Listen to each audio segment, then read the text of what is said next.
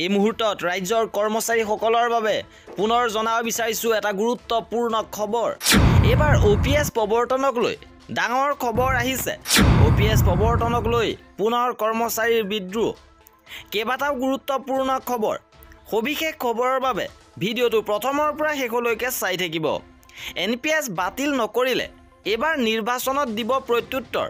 উত্তৰ পূব সীমান্ত ৰেলৱেৰ মজদুৰ ইউনিয়ন লামডিং শাখাৰ ব্যৱস্থাপনাত শেহতীয়াভাৱে পুনৰ এখন গুৰুত্বপূৰ্ণ সভা অনুষ্ঠিত হৈছে। NPS বাতিল কৰি OPS পুনৰ প্ৰতিষ্ঠা কৰাৰ বাবে এই সভা আহ্বান কৰা হৈছে।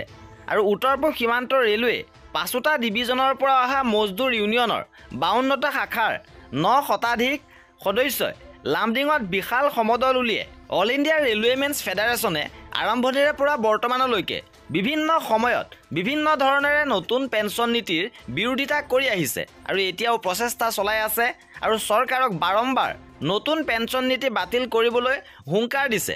মহাপ্ৰবন্ধকগৰাকীৰ উপস্থিতিত অল ইণ্ডিয়া ৰেলৱেমেনছ ফেডাৰেশ্যনৰ সহ সাধাৰণ সম্পাদকগৰাকীয়ে কেন্দ্ৰীয় চৰকাৰক কঠোৰ সমালোচনা কৰে। তেওঁ উল্লেখ কৰে যে নিৰ্বাচনৰ আগমুহূৰ্তত যদি ৰেলৱে শ্ৰমিকৰ দাবী মানি নলয় তেনেহ'লে নিৰ্বাচনত ইয়াৰ প্ৰত্যুত্তৰ দিবলৈ সাজু আছে বুলি মন্তব্য কৰে নেতাগৰাকীয়ে। তদুপৰি সভাৰ AIRFৰ উত্তৰ পূবৰ কেন্দ্ৰীয় সম্পাদক পীযুষ চক্ৰৱৰ্তী, NF ৰেলৱে মজদুৰ ইউনিয়নৰ সাধাৰণ সম্পাদক তথা IRFৰ সহকাৰী সাধাৰণ সম্পাদক আশিষ বিশ্বাসেও ভাষণ দিয়ে। উল্লেখযোগ্য যে সভাখনত আঁত ধৰে মজদুৰ ইউনিয়ন লামডিং শাখাৰ সম্পাদক তথা মজদুৰ ইউনিয়ন লামডিং মণ্ডলৰ নৱনিৰ্বাচিত আহ্বায়ক তৰুণ চৌধুৰীয়ে।